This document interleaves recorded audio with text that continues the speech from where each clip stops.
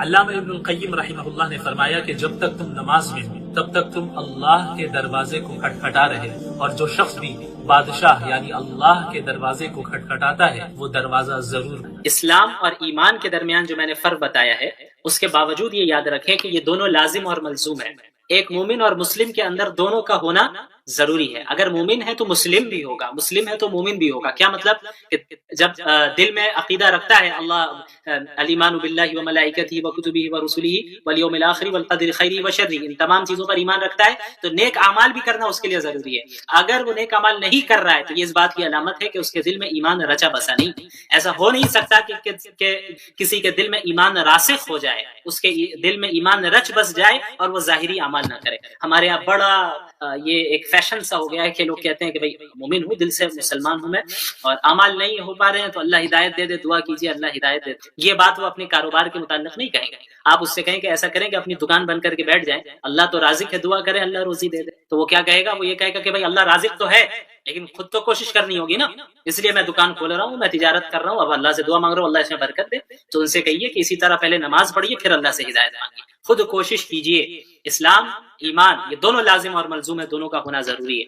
اب ہم نماز ہی نہیں پڑھ رہے ہیں اور ہم کہہ رہے ہیں کہ بڑے پکے مومن ہیں۔ اب نماز تو ایک فرسٹ اسٹیپ ہے، اسلام صرف نماز نہیں ہے، اسلام بہت وسیع دین ہے، پوری زندگی پر حاوی ہے یہ دین، ہر پہلو پر حاوی ہے زندگی۔ یہ اسلام میں جو نماز ہے یہ تو ابتدائی درجے کی چیز ہے، یعنی پہلا درجہ، سب سے فرسٹ اور یقیناً موسٹ امپورٹنٹ چیز اگر کہیں تو غلط نہیں ہے، لیکن یہ فرسٹ اینڈ بیسک چیز ہے، اس کے بغیر اسلام کا کوئی تصور نہیں ہے۔ اس لیے کہ الصلاۃ عماد الدین، نماز جو ہے دین کا ستون ہے، اس کا پلر۔ اب پلر کو ہٹا دیں عمارت گر جائے گی، نماز کو ہٹا دیں آپ کا دین ختم ہو جائے گا۔ کوئی فائدہ نہیں ہے وہ صرف اچھی بولیاں میٹھی میٹھی باتیں کر لینے کا، اصل تو دل صاف ہونا چاہیے۔ اچھی باتیں کر لیں، غیر محرم سے بات کریں، کیا حرج ہے، میری نیت تو صاف ہے ماشاءاللہ۔ تو بے نمازی کے متعلق یہ یاد رکھیں کہ فقہا کے درمیان اختلاف ہے کہ وہ مومن ہے یا کافر ہے۔ فقہائے حنابلہ امام احمد بن حنبل رحمۃ اللہ علیہ کے نزدیک وہ شخص جو جان بوجھ کر نماز چھوڑتا ہے وہ کافر ہے، اسے نہ ہی غسل دیا جائے گا، نہ ہی اس پر اس کی نماز جنازہ پڑھی جائے گی، اور نہ ہی اسے مسلمانوں کے قبرستان میں دفنایا جائے گا۔ ان کی دلیل کیا ہے؟ آپ صلی اللہ علیہ وسلم نے فرمایا من ترک الصلاۃ متعمدا فقد کفر، کہ جس نے جان بوجھ کر نماز ترک کی اس نے کفر کیا۔ تو امام احمد کہتے ہیں کہ جب اس نے کفر کیا لہٰذا وہ کافر ہو گیا، اور جب وہ کافر ہو گیا تو اس کی نماز جنازہ نہیں پڑھی جائے گی، وہ کافر ہو گیا تو اس کی تجہیز و تکفین نہیں کی جائے گی، وہ کافر ہو گیا تو اسے مسلمانوں کے ساتھ دفنایا نہیں جائے گا، وہ مومن نہیں ہے، اس کو کافر کی طرح ٹریٹ کیا جائے گا۔ امام احمد بن حنبل اور فقہائے حنابلہ کی دلیل ہے، اور اس کے برخلاف جمہور فقہاء کرام جن میں فقہائے حنفیہ بھی ہیں ان کی یہ رائے نہیں ہے۔ ان کی رائے یہ ہے کہ من ترک الصلاۃ متعمدا فقد کفر، جس شخص نے جان بوجھ کر نماز ترک کی اس نے کفر کیا۔ اس کا مطلب یہ ہے کہ کفر والا، کافروں والی حرکت کی، اس نے کافر نہیں ہوگا، کفر کیا۔ راجح قول یہی ہے، صحیح بات یہی ہے کہ اگر ذرہ برابر بھی دل میں ایمان ہے تو وہ انشاءاللہ کافر تو نہیں ہوگا، البتہ زبردست دھلائی ہوگی۔ یہ میں نہیں کہہ رہا، یہ حدیث آپ جب پڑھیں گے اس سے آپ کو اندازہ ہوگا کہ بے نمازیوں کے لیے کیا وعیدیں اللہ تعالیٰ نے سنائی۔ بہرحال اللہ اپنے فضل سے معاف کر دے، کسی کو تو کر دے، اصول تو اللہ نے یہ بیان کیا ہے کہ جو عمل کرے گا وہ جائے گا، اور جو عمل نہیں کرے گا اس کو سزا کاٹنا ہے۔ اگر مومن ہے تو سزا کاٹ کے ایک لمبی مدت تک کبھی نہ کبھی نکالا جائے گا، وہاں کا ایک دن 1000 سال کے برابر ہے۔ اب آپ اندازہ لگائیں، یہاں ایک سیکنڈ کوئی انگلی آگ میں رکھ نہیں سکتا۔ ہم بڑی جرات اور سے کہہ دیتے ہیں کہ بھائی ٹھیک ہے دیکھ لیا جائے گا۔ بہرحال البتہ اگرچہ یہ رائے ہی صحیح ہے کہ وہ کافر نہیں ہے لیکن کفر والا عمل کر رہا ہے وہ۔ امام لالکائی رحمۃ اللہ علیہ نے فرمایا کہ ایک بے نمازی کی ذلت اور اس کی عار اور اس کی رسوائی کے لیے صرف یہی بات کافی ہے کہ فقہائے کرام کے درمیان اس کے سلسلے میں اختلاف ہے کہ بھئی وہ مسلمان ہے بھی یا کافر۔ صرف ذلت کے لیے یہی بات کافی ہے۔ اب کافر ہو نہ ہو یہ تو بات کی بات ہے، فقہا آپ کے مسئلے میں اختلاف کر رہے ہیں، بعض کہہ رہے کافر ہے، بعض کہہ رہے نہیں۔ اس سے بڑی ذلت کی بات اور کیا ہو سکتی ہے؟ نماز چھوڑنے کا کوئی تصور اسلام میں نہیں ہے، اور صحابہ میں تو کبھی تھا نہیں۔ منافقین بھی جو تھے اس دور میں 5 وقت کی نماز رسول اللہ کے ساتھ پڑھا کرتے تھے مسجد میں، تاکہ کسی کو پتہ نہ چل جائے کہ وہ منافق ہے۔ تو اسلام اور ایمان دونوں لازم و ملزوم ہیں، یعنی ایک دوسرے سے جڑے ہوئے ہیں۔ ایک مومن، سچا مسلم وہی ہے جس کے اندر ایمان بھی ہو اور اسلام بھی ہو، یعنی ظاہری اعمال بھی وہ کرتا ہو اور اس کے علاوہ دل میں ایمان رچا بسا بھی۔ اسی لیے الاسلام کے متعلق اللہ کے نبی صلی اللہ علیہ وسلم فرمایا کہ اسلام یہ ہے سب سے بنیادی چیز، گواہی دینا، ان تشهد ان لا الہ الا اللہ وان محمد رسول اللہ وتقیم الصلاۃ سب سے پہلی چیز کہ تم اس بات کی گواہی دو کہ اللہ کے سوا کوئی خدا نہیں ہے اور محمد اللہ کے رسول ہے۔ یہ سب سے بنیادی چیز ہے کہ جب ایک بندہ اس چیز کو تسلیم کرتا ہے اور اس کی گواہی دیتا ہے تو وہ بندہ کیا ہے، وہ اب اسلام میں داخل ہو جاتا ہے۔ سب سے پہلی اور بنیادی چیز لا الہ الا اللہ، کوئی خدا نہیں ہے سوائے اللہ کے، اللہ کو تنہا ماننا، اللہ کے ساتھ کسی کو شریک نہیں کہنا، اور محمد صلی اللہ علیہ وسلم کو اللہ کا سچا رسول مانگنا۔ علیکم ورحمۃ اللہ وبرکاتہ۔ رسول اللہ صلی اللہ علیہ وسلم نے ارشاد فرمایا من صام رمضان ایمانا واحتسابا غفر له ما تقدم من ذنبه، کہ جس شخص نے رمضان کے روزے ایمان کے ساتھ یعنی اللہ پر ایمان اور یقین رکھتے ہوئے رکھے اور احتساب کے ساتھ یعنی جو روزے وہ رکھ رہا ہے اس پر وہ اجر و ثواب کی امید بھی رکھے، ایمان اور احتساب کے ساتھ جس نے رمضان کے روزے رکھے غفر له ما تقدم من ذنبه، اس کے سارے پچھلے گناہ معاف کر دیے جائیں گے۔ ومن قام رمضان ایمانا واحتسابا غفر له ما تقدم من ذنبه، اور جو شخص رمضان کی راتوں میں رمضان میں قیام کرے، اللہ کے سامنے کھڑا ہو، نوافل پڑھے، تراویح پڑھے، تہجد پڑھے، ایمان کے ساتھ اور احتساب کے ساتھ، اللہ پر یقین رکھتے ہوئے اور اپنے عمل پر اجر و ثواب کی امید رکھتے ہوئے، تو اس کے پچھلے پورے گناہ معاف کر دیے جائیں گے۔ ومن قام ليلة القدر ایمانا واحتسابا غفر له ما تقدم من ذنبه، اور اسی طرح جو لیلۃ القدر میں اللہ کے سامنے کھڑا ہو، قیام کرے، نوافل پڑھے، تراویح پڑھے، تہجد پڑھے، ایمان کے ساتھ اور احتساب کے ساتھ، اس کے پچھلے سارے گناہ معاف کریں۔ مدد کس سے چاہیں گے؟ صرف اللہ رب سے۔ سوال کس سے کریں گے؟ اللہ رب العزت سے۔ رزق دینے والا اللہ ہے، روزی دینے والا اللہ ہے، اولاد دینے والا اللہ ہے، نعمتوں کو دینے والا بھی اللہ ہے، نعمتوں کو واپس لینے والا بھی اللہ ہے۔ تو سوال کس سے ہوگا؟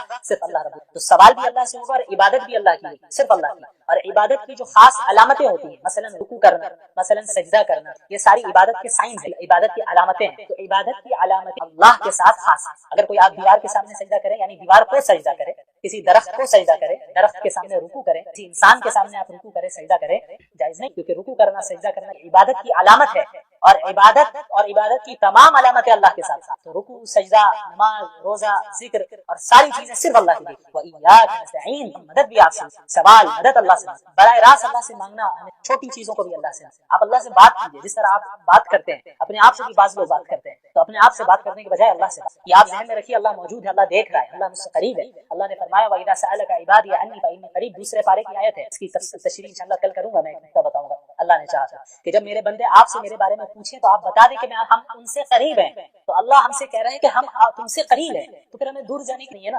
ہم جب اللہ قریب ہے تو اللہ سے بات کریں۔ سارے انسان دور، ساری مخلوقات دھوکہ دیتی ہے، ساری مخلوقات ایسی ہیں آپ کا ساتھ چھوڑ دیں، لیکن اللہ کی ذات ایک ایسی واحد ذات ہے جو ہر وقت آپ کا ساتھ۔ اللہ کی ذات ایک ایسی ذات ہے جو آپ کو ایمان کی طرف بلا، جنت کی طرف بلا رہی ہے، دنیا اور دنیا داری کو دوزخ کی طرف بلاتی ہے۔ تو ہمیں اللہ کی طرف جانا ہے، اللہ سے مانگنا ہے، تو دعا بھی اللہ سے، سوال بھی اللہ سے۔ اس کے علاوہ صراط الذین انعمت علیہم، اس میں ان لوگوں کا ذکر ہے جن کے ساتھ ہمیں شریک ہے، ہمیں کن لوگوں کو فالو کرنا ہے اور کنہیں فالو نہیں کرنا ہے۔ سورہ فاتحہ میں ہی بتا دیا، خلاصہ بریفلی، تفصیل تو پورا قرآن میں فالو کرنا ہے، صراط لوگوں کا راستہ فالو کرنا ہے جن پر اللہ نے انعام کیا۔ اب وہ کون سے لوگ ہیں؟ جسے دوسری جگہ اللہ نے فرمایا النبیین والصدیقین والشہداء والصالحین، کہ نبی ہیں، انبیاء کو فالو کریں، پروفیٹس کو فالو کریں جو معصوم ہوتے ہیں، گناہ ان سے ہو نہیں سکتے، وہ انبیاء علیہ السلام، والصدیقین اور صدیقین کو فالو کریں، اور صحابہ کرام کو فالو کریں، والشہداء جو شہید ہو گئے اللہ کے راستے ایمان اور اعمال صالحہ کے ساتھ اللہ کے لیے، شہداء کو فالو کرنا ہے، والصالحین اور نیک لوگوں کو فالو کریں، اچھے لوگوں کو، سلف صالحین کو فالو کریں۔ ان حضرات وہ حضرات ہیں جو کتاب اس کے مطابق عمل کرتے ہیں، ہم انہی حضرات کے راستے کی ہدایت کی طرف، ہدایت کی دعا اللہ سے ہر نماز میں مانگتے ہیں، صراط الذین علیہم۔ اور کن لوگوں کے ساتھ نہیں ہونا ہے؟ غیر المغضوب علیہم الضالین، لوگوں کا راستہ نہ دکھائیے یا اللہ، ہم لوگوں کو فالو نہیں کرنا ہے جو مغضوب ہے، مغضوب علیہم۔ مغضوب علیہم کا کیا مطلب ہوتا ہے؟ جن پر اللہ کا غضب نازل ہو، جن پر اللہ کا غصہ نازل ہو۔ یہ کون لوگ ہیں؟ نے بتایا کہ یہ تو یہود کیسے ہو گئے مغضوب علیہم؟ ان کے پاس علم موجود تھا، تورات کا علم تھا، تورات میں مذکور تھا کہ محمد رسول اللہ صلی اللہ علیہ وسلم آخری نبی آئیں گے، لیکن انہوں نے ریجیکٹ کر دیا، علم ہونے کے بعد بھی عمل نہیں کیا۔ تو جو لوگ علم ہونے کے باوجود اللہ کی نافرمانی کرتے ہیں، عمل نہیں کرتے، مغضوب علیہم، ان پر اللہ کا غضب نازل ہے۔ تو ہم سب پناہ چاہتے ہیں ایسے افراد میں داخل نہ ہو، اور ولا ضالین، اور نہ ہی ہم ضالین میں ہونا چاہتے ہیں۔ ضالین کون ہے؟ جو لوگ گمراہ ہیں، سیدھے راستے سے بھٹکے ہوئے، یہ وہ لوگ ہیں جن کے پاس علم ہی نہیں ہے، علم کے بغیر عمل کرتے ہیں، اور ظاہر ہے جب علم کے بغیر عمل کیا جائے گا تو پھر بدعات داخل، خرافات داخل، اور آپ ادھر ادھر بھٹکنے لگیں گے، سیدھے راستے سے ہٹ جائیں گے۔ یہ ضالین ہیں جن میں نصارہ ذکر کیا ہے۔ تو نہ ہمیں ایسا بننا ہے کہنے کے باوجود نہ کرے، اور نہ ایسا کرنا ہے اندھی تقلید، بلائنڈلی فالو کریں کسی کو بھی، علم نہیں ہے بس جو کر رہا ہے ہم بھی کرنے لگ جائیں گے۔ ہمیں کتاب و سنت اور سلف صالح۔ بہرحال سورۃ الفاتحہ یہ بہت اہم سورت ہے، اس کا خلاصہ مختصر میں نے بتا دیا. اس کے بعد سورۃ الفاتحہ کے بعد جو ابتدا ہوتی ہے اسے سورۃ البقرہ کہتے ہیں. بقرہ کا مطلب کیا ہوا؟ ہم نے سب سنا ہے سورۃ البقرہ، سورۃ البقرہ. بقرہ کا مطلب کیا ہوتا ہے؟ دیکھیں بقرہ گائے کو کہتے ہیں، بقرہ گائے کو کہتے ہیں. اس سورت گائے کی سورت کیوں کہا جاتا ہے، گائے والی سورت کیوں کہا جاتا ہے؟ کہ بنی اسرائیل کا ایک خاص واقعہ ذکر، جس واقعے کا گائے سے تعلق، بقرہ سے تعلق، اس مناسبت سے اس سورت کو سورۃ البقرہ کہا جاتا ہے. وہ واقعہ کیا ہے اسی بارے میں وہ یہ ہے، حضرت موسیٰ علیہ السلام کے دور میں بنی اسرائیل نے ایک شخص کا قتل کر دیا، یعنی ایک شخص کو قتل کر دیا. اور کس نے قتل کیا، قاتل کون ہوتا ہے یہ معلوم نہیں. تو بنی اسرائیل کے لوگ آتے ہیں اللہ کے نبی حضرت موسیٰ علیہ السلام کے پاس اور آ کر عرض کرتے ہیں موسیٰ علیہ السلام ہمیں اس کے قاتل کا پتہ ہی نہیں چل رہا ہے، اسے قتل کر دیا ہے، آپ اللہ رب العالمین سے دعا کریں کہ ہمیں قاتل کا پتہ بتا دیں. تو حضرت موسیٰ علیہ السلام دعا کرتے ہیں. دعا کرنے کے اللہ رب العالمین سے حکم ہوتا ہے کہ ان سے کہو کہ ایک گائے کو ذبح کرے، اور پھر ذبح کرنے کے بعد اسی گائے کے حصے سے اس وقت جو مر چکا ہے، جس کا قتل کیا گیا ہے، اس کے باڈی میں ٹچ کریں. تو اس سے ہوگا یہ کہ وہ انسان دوبارہ زندہ ہوگا اور یہ بتا دے گا کہ قاتل کون ہے. اس نے اور بتا کر ایک معجزہ تھا جسے حضرت موسیٰ علیہ السلام کے ذریعے صادر کروانا تھا اللہ رب. تو ایسا ہی ہوا. پھر پوری تفصیلات ہیں، چونکہ یہ مجھے خلاصہ بیان کرنا ہے تو میں زیادہ ڈیٹیل میں نہیں جاؤں گا. بڑے آسانی سے ایسا نہیں ہوا انہوں نے ذبح کیا، اسرائیل کی عادت ہے. وہ عادت کیا تھی میں ابھی بتاتا ہوں آپ کو. تو ہوا یہ کہ ذبح کیا ان لوگوں نے آخر، اور پھر اس گائے کے ایک حصے سے اس مقتول ٹچ کیا اور وہ مقتول زندہ ہوا اور قاتل کا پتہ. تو یہ کرانے کا ایک یہ جو معجزہ تھا اس کا ایک خاص مقصد بھی. ایک مقصد تو بہت بڑا یہ تھا کہ بہت سے بنی اسرائیل میں جو بعد الموت کے قائل ہیں، یعنی موت کے بعد ہم دوبارہ زندہ ہوں گے آخرت کے لیے، اس کا عقیدہ نہیں تھا. تو اللہ رب العالمین نے اس معجزے کے دکھایا کہ دیکھو جس طرح اس گائے کو تم نے ذبح کر دیا، یہ گائے مر چکی لیکن اس کے بعد اللہ نے اسے دوبارہ زندہ کیا، اسی طرح تم کو بھی زندہ کر دینا. یہ کوئی بڑی بات نہیں ہے اللہ رب العالمین، اللہ بڑی آسانی سے ایسا کر سکتا ہے. اس کے علاوہ بنی بہت ایسی اللہ کی کیا کرتے ہیں ہر جگہ اللہ رب العالمین. اور اس پارے میں تقریباً پہلے پارے میں بنی اسرائیل کا ہی ذکر ہے. وہ ان کی سب سے بڑی خرابی یہ تھی کہ اللہ کی ناشکری کیا کرتے. دعویٰ تو تھا کہ ہم موسیٰ کے ماننے والے ہیں، ٹھیک ہمارے طرح، ہم اور آپ جیسے آج ہے ویسے ہی ہم دعویٰ کرتے ہیں کہ ہم محمد رسول اللہ کے فالوورز ہیں، لیکن جب عمل کرنے کا ٹائم آتا ہے تو رسول اللہ کی مخالفت، رسول اللہ کی سنتوں کو ہی ترک کرتے ہیں. ہم جیسا کرتے ہیں ویسے ہی وہ کرتے تھے. وہ مانتے تھے حضرت موسیٰ کو سامنے کہتے تھے ٹھیک آپ کے ساتھ ہم چل رہے ہیں، فرعون کے پاس سے بچ کر بھاگ رہے ہیں یہ لوگ حضرت موسیٰ علیہ السلام کے پاس کے ساتھ، آگے سمندر ہے، پیچھے اس کا لشکر موجود ہے فرعون کا. تو اب حضرت موسیٰ کو کہہ رہے بھائی کیا ہوا، خامخواہ ہم کو لے کر آ گئے، اچھا تھا ہم غلامی کر رہے تھے، صحیح تھا، اب آگے سمندر ہے ہم کیسے جائیں گے. تو جب اپنا مطلب انہیں نظر آتا تو حضرت موسیٰ کی اتباع کرتے، لیکن جہاں اب تھوڑی فراخی آ جاتی اور دیکھا نہیں ہے تو حضرت موسیٰ کی نافرمانی کرتے. اللہ تعالیٰ نے ان پر کتنی نعمتیں کی، فرعون سے بچایا، سمندر کو پھاڑ کر بیچ سے راستہ نکالا، آسمان سے من اور سلوہ نازل کیا، طرح طرح کی چیزیں، لیکن بار بار گمراہی میں جاتے ہیں، اپنی مرضی سے جاتے ہیں. یہی ہوا کہ جب حضرت موسیٰ علیہ السلام حضرت فرعون کے پاس، فرعون کے پاس سے جو ہے بچ کر نکل آئے، اللہ نے انہیں نجات دے دی. تو ہوا یہ کہ بنی اسرائیل ایک قوم کے پاس سے گزرنے کے بعد وہ قوم ایسی بتوں کی عبادت کرتی ہے. تو انہیں دیکھ کر مزہ آیا، ارے موسیٰ علیہ السلام یہ قوم تو عبادت کر رہی ہے بتوں کی، تو آپ بھی ایک خدا بنا کے دیجیے نا، آپ بھی ایک بت ہمیں بنا کر دیجیے جس کی ہم عبادت کریں. موسیٰ بھی پریشان کری، کیسی جاہل قوم ہے کہ جن کو ہم نے اللہ کے پاس سے بچایا، اللہ رب العالمین کے فضل سے اللہ رب العالمین نے انہیں بچایا،